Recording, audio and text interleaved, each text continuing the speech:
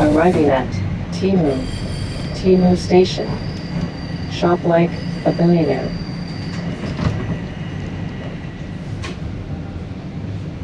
Ready,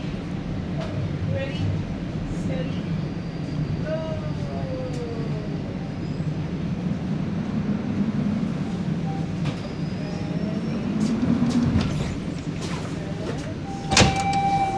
Line 1 for Vaughan.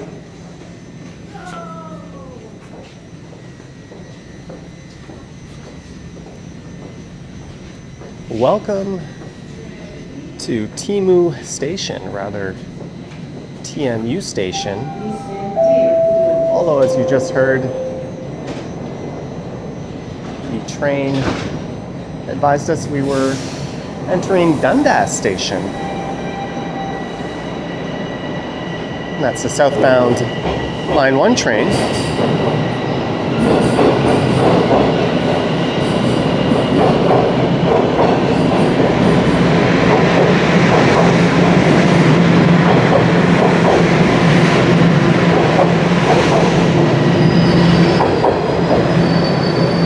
And hey there, today is Friday, November 21st, 12:44 p.m. is the time, and I'm here at Dundas Station, or TMU Station, or as a lot of people are calling it, TMU Station. No one seems to know what the hell is going on, but anyways, here we are. Until April 15th, e-bikes and e-scooters are not permitted on the TTC. And back Please do not bring in 2021, Toronto City Council voted to remove the name Dundas from all civic properties. And on November 17th, this station was formally renamed to TMU Station, as you can see by the sign there. But the sign on the train still said Dundas, or rather the transit map. And you just heard the train announcement still says Dundas. And if the city wanted so hard to remove the name Dundas from all civic properties, why would they write Dundas Street under the sign there? I think more appropriately that should say Yonge-Dundas. That gives us a much better idea as to where we are, since Dundas is a very, very long street. But none of this really makes a lick of sense. We'll see how the signage is leading into the station from the Eaton Centre. But this stop opened back in 1954 on March 30th as Dundas Station. It's worth noting there's also a Dundas West Station, which is slated to be renamed at some point. Well, they updated the sign here, formerly Dundas. There's also a couple of libraries that are going to be renamed. But for this one, we're going to take a quick look around the newly renamed TMU Station, as I'll be calling it, which ironically was renamed after Toronto Metropolitan University. Well, they updated the sign here, which itself was renamed a few years ago from Ryerson University.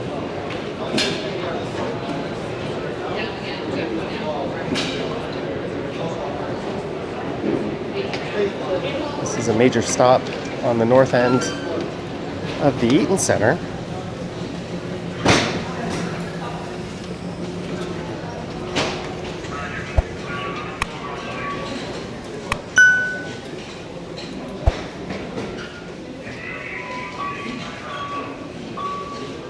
So what I'll do is I'll head over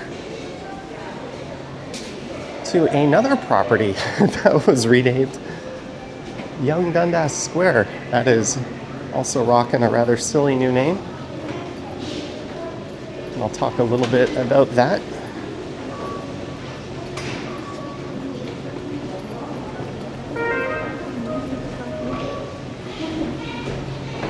This underground passage here connects the southbound to the northbound platforms.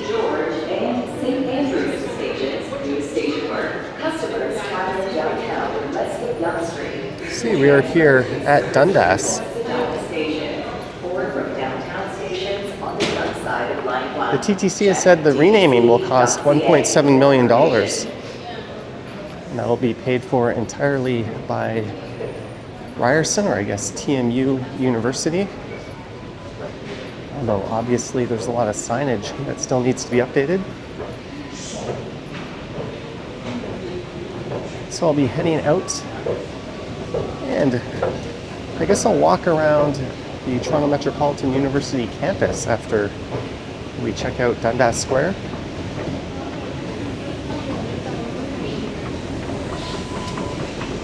I simply refuse to utter that stupid sounding word. And if you're thinking I'm being a bit dramatic or radical with my rejection of a lot of the renaming, that is consistent with what I would call the common sentiment here in the city. We're about to head up to Dundas Square itself, or as it's formerly known, Yonge-Dundas Square.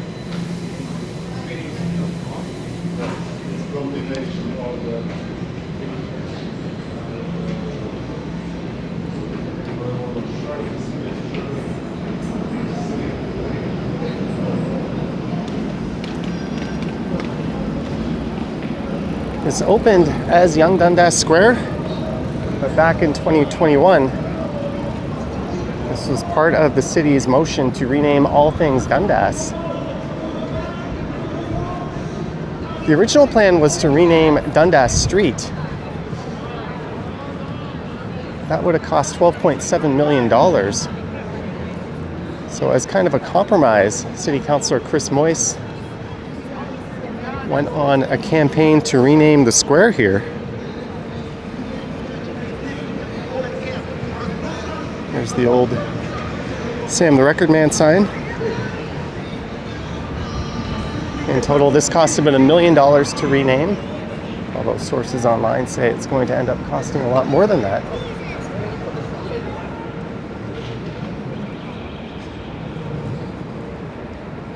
But it's worth noting the public wasn't consulted on this renaming.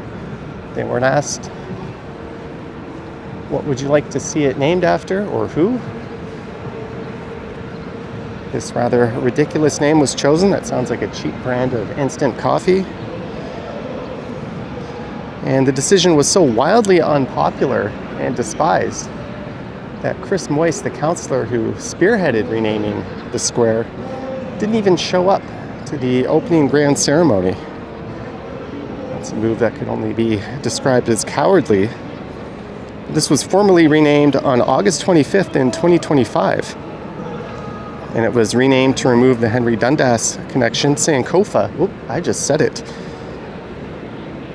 It's a word of origin from Ghana, which is ironic because that city councillor who was behind the renaming identifies as a gay male, and the Church Wellesley Village, which is part of his ward, is just northeast of here. And this word comes from a culture where he would be arrested if he went there and was openly gay. And they actually have active legislation proposed to criminalize anyone identifying as LGBTQ in Ghana. So a rather interesting name change, or name choice.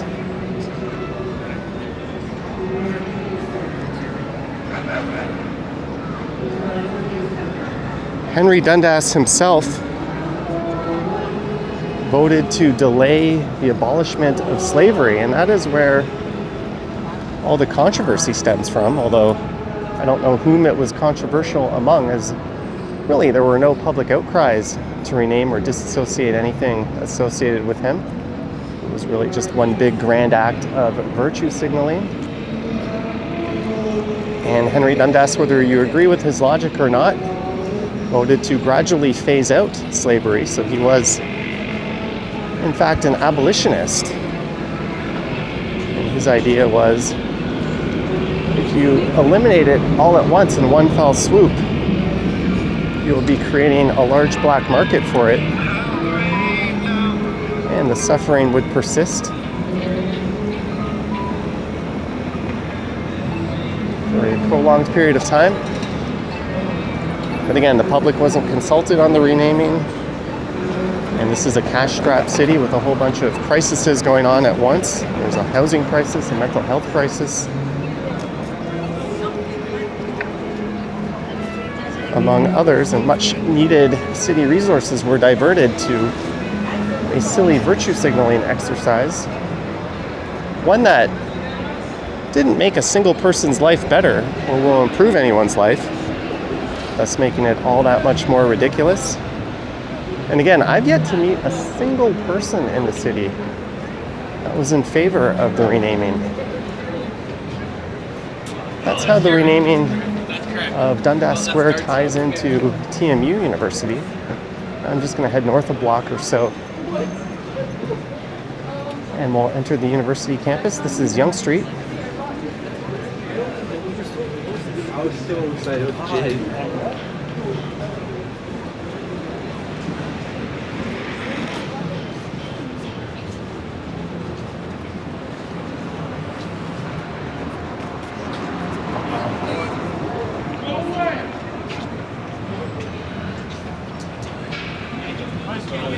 Thank you.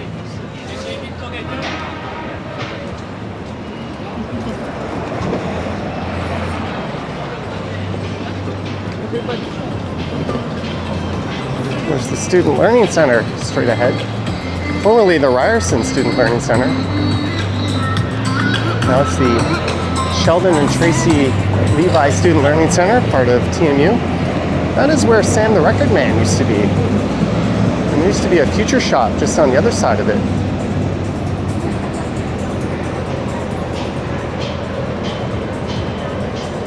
And where there's now a Burrito Boys and an outdoor food market. That used to be an old building that was fire damaged, I think, in 2010 and 2011. Well, I think there was part of the building collapsed in 2010 and then it burnt down in 2011. There used to be a very popular restaurant there called Salad King. They've relocated across the street in the second building, or the second floor of that Thornton Smith building. Welcome to what I grew up referring to as Ryerson University. It is now Toronto Metropolitan University. This opened back in 1948. And it was renamed back in 2022. And that was to sever ties with Egerton Ryerson, who was the primary architect of Canada's controversial residential school system. You might recall that was a big controversy in the news at the time.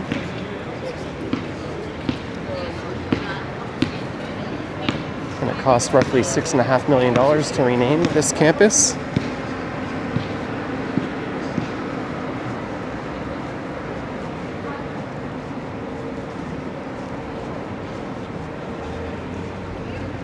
But most people do not associate Yonge-Dundas and Dundas Station with TMU University, making renaming Dundas Station all that more bizarre.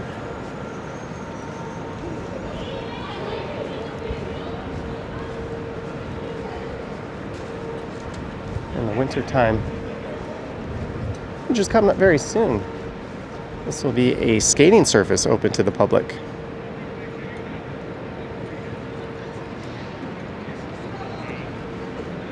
I'll just wander briefly around the campus a little bit.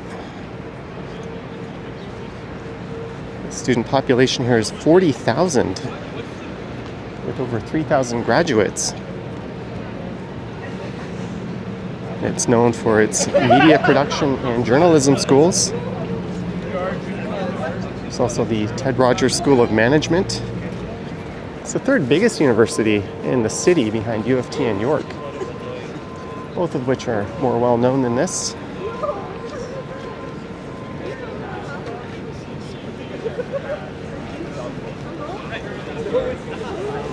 This is Gold Street.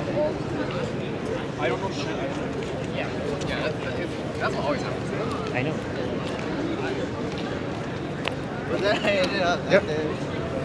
There's the Balzac's Coffee Roasters.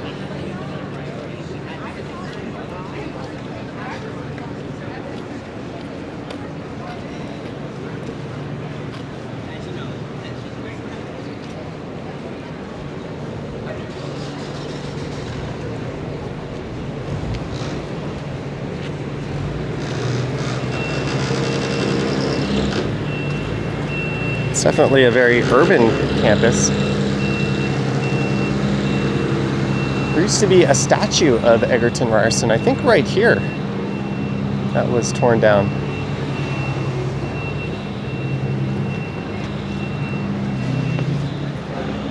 And given that this isn't necessarily a public space in the way that Dundas Station and Dundas Square are, renaming of this doesn't really bother me. It certainly makes sense from a particular lens, so I'm not complaining about renaming the university, but I do think renaming of Dundas Square and Dundas Station are quite stupid, to be frank. Although the one thing that does bother me is they renamed the university mascot and team name from the Rams to the Bold.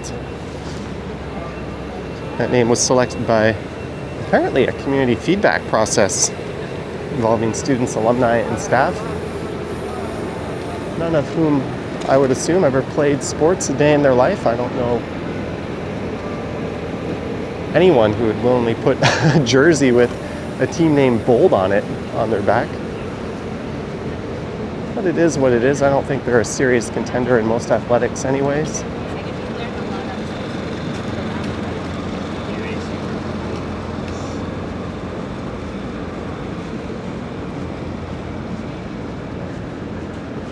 So I'll just pop up Church Street up to Gerrard, then I'll cut through the campus a bit more. The campus sprawls a little bit east of here.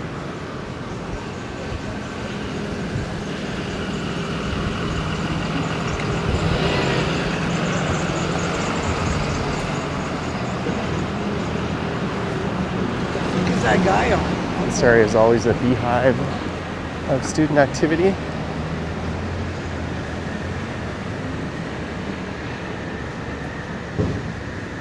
It's a pretty nice day. I think it's about 9 or 10 degrees Celsius. It was raining a little bit earlier today.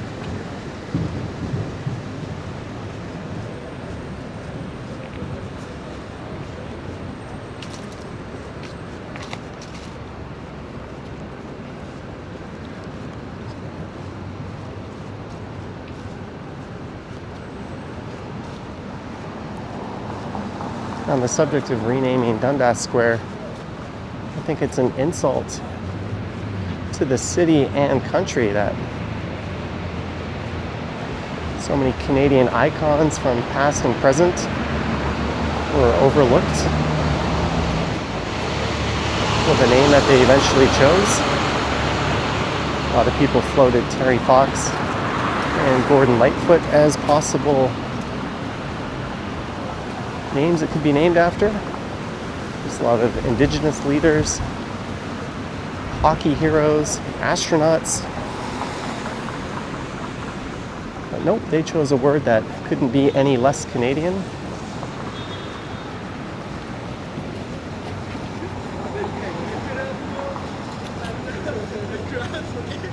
If I were in charge, it wouldn't have been changed at all. Another thing they could have done was simply undedicated the name to Henry Dundas if they felt so strongly about it. But left the name Dundas, which is a very, very common name. I'm not the person that will find it. Oh God, I'm gonna have to figure it out together. I've been so curious. And I have a feeling as soon as this current bunch of city councilors are gone, sanity will return. And the square will be named something much more appropriate, hopefully with actual public consultation as we get to Gerrard Street.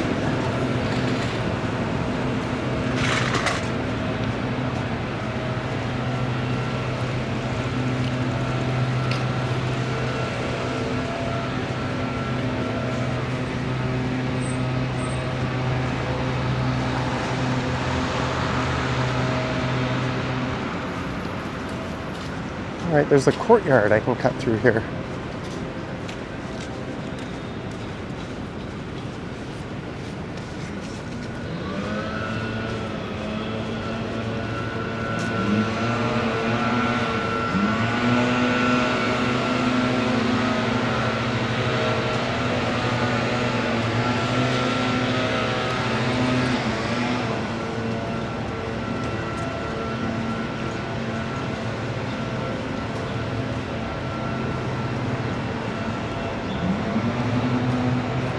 Creative School.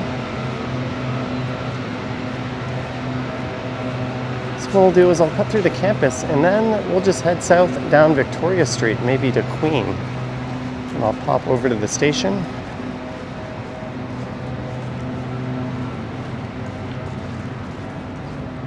Still got some nice fall colors.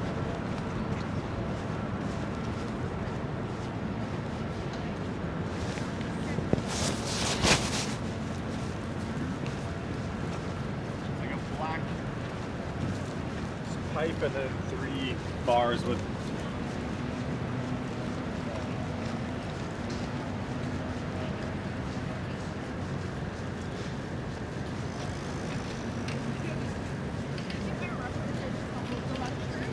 But I'm not sure if I can, like, because I did it for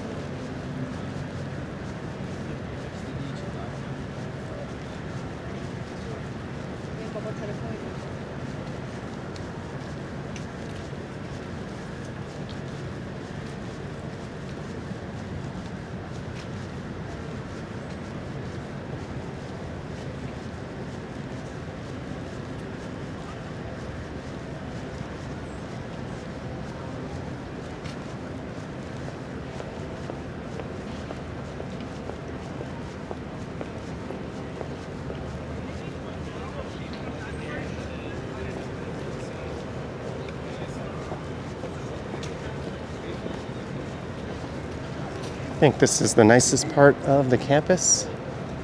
Got some ancient ruins vibes going on. It's the Recreation and Athletic Center.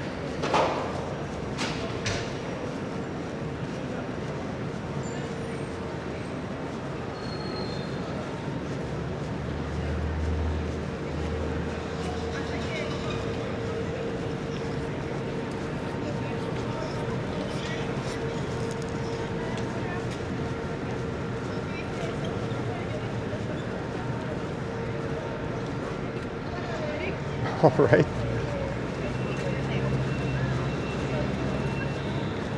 So I'll make a left here at Victoria Street.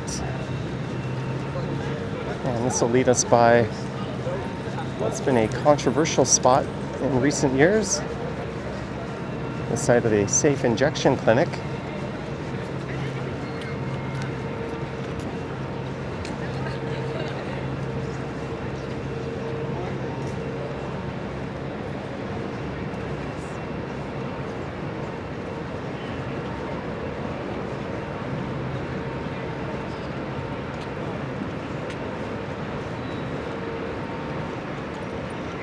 And this path to the north here has been renamed the Nelson Mandela Walkway.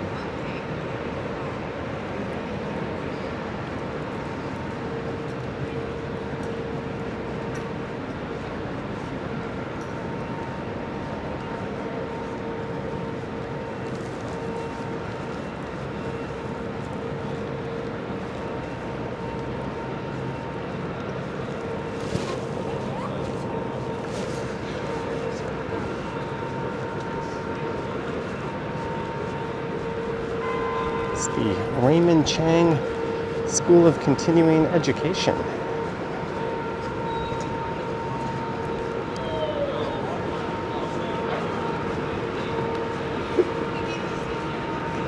Back when the safe injection site was still open, pretty much at all hours of the day there were ambulances and police cars right on this stretch of Victoria Street here. It was just up here on the left.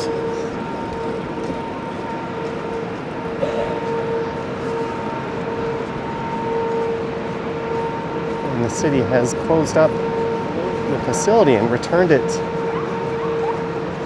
to the university.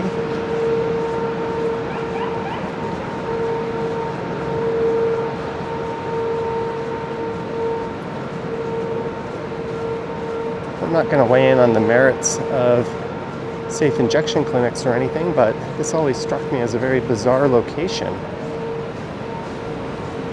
And then you have a major tourist attraction right there in the Eaton Center in Dundas Square.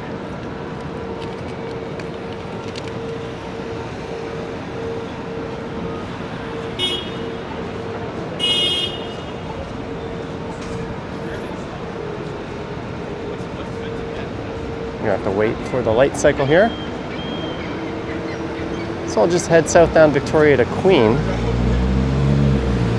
Just to keep this from being a super short video, we'll get a bit of an urban walk-in outside of the confines of this crazy area, as well as the university campus. Sadly, just east of here, after 84 years in operation, the Imperial Pub recently closed down over the weekend.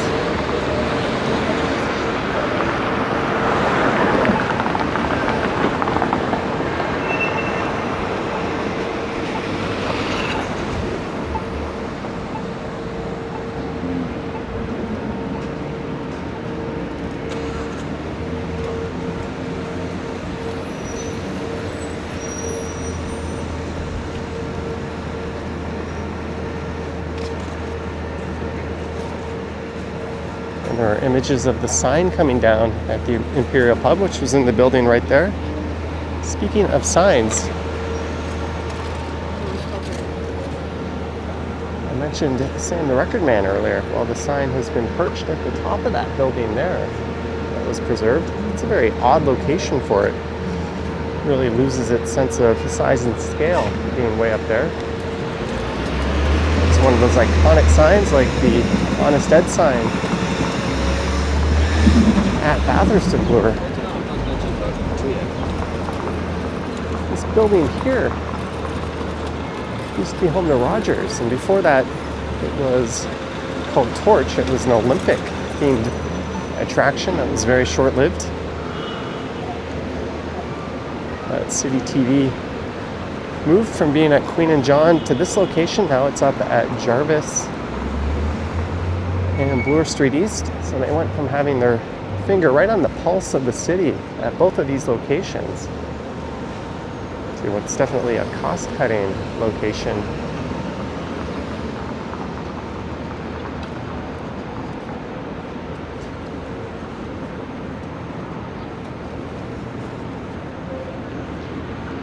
There's the Senator, which opened in 1929. It was originally named the Busy Bee. They appear to be closed right now.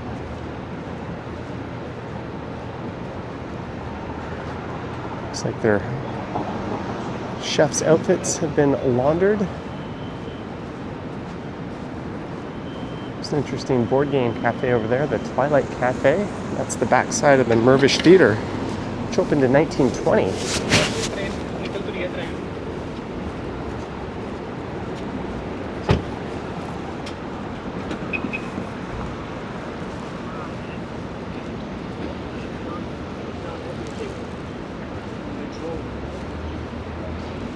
And at the time, it was the largest cinema in all of Canada when it was built. It was later restored and renamed the Cannon Theatre, and then it became the Ed Mirvish Theatre in 2011, but I've always known it as the Pantages Theatre, its original name. See how like crazy it was? Yes. And that condo there, the tall one in the center of the shot, is the Pantages Tower. A nod to the old theatre name.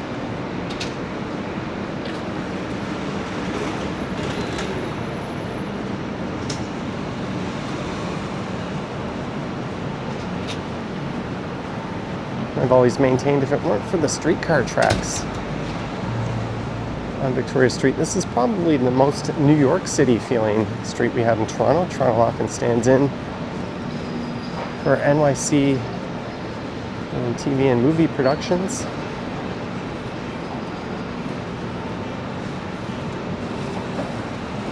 There's also the Pantages Hotel there and a Fran's Diner.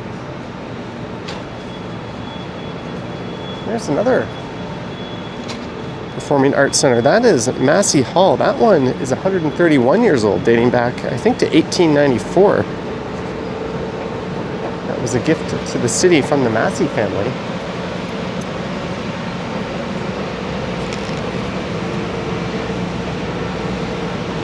There's the emergency entrance to St. Mike's Hospital.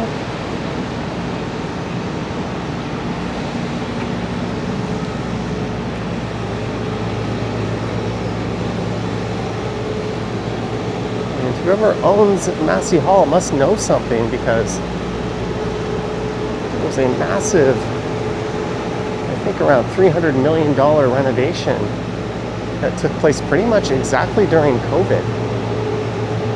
It was shut down and renovated. The timing was just right on that.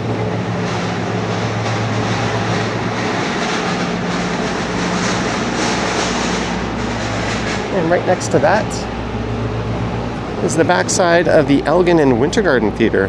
That one opened in 1913. And it's the last operating, or still operating, double-decker theater in the entire world. It's an absolutely beautiful facility. I got a chance to tour it as part of Doors Open several years ago.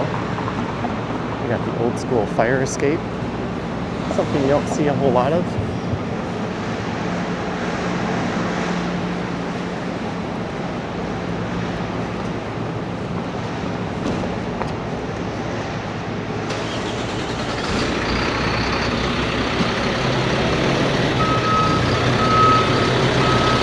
Well, the Elgin, I think, opened a year before the Winter Garden. The Elgin is the lower theater. And the Winter Garden is the one on the second floor. And here is Queen Street East.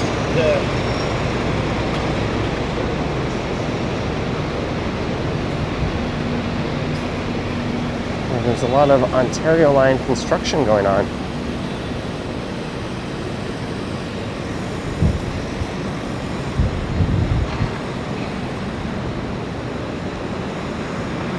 They're tunneling underneath Queen Street there.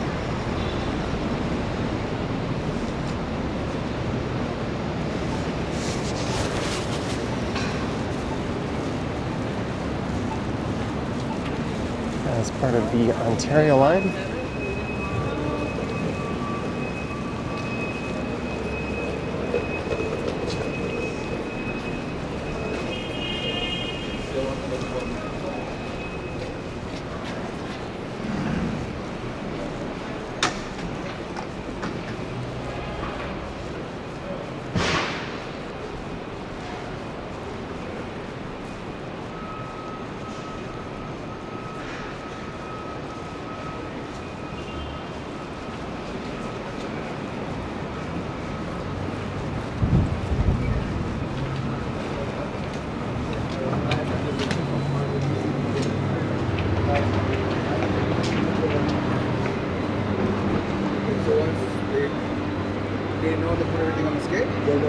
There's the former Saks Fifth Avenue and Hudson's Bay. And it is back to Yonge Street. I'm just going to head up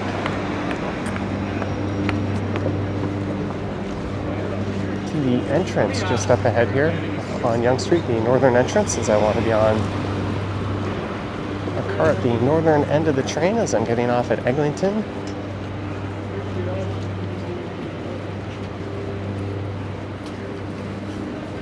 And speaking of renaming, Eglinton West Station was renamed over the weekend as well to Cedarvale Station. I did a updated tour walking through that station a few days ago. That's on the channel.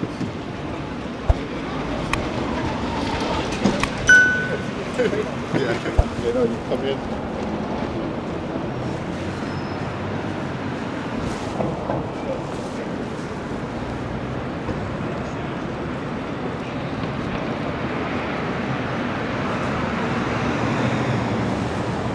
Classy tower. It's always cool looking up at this.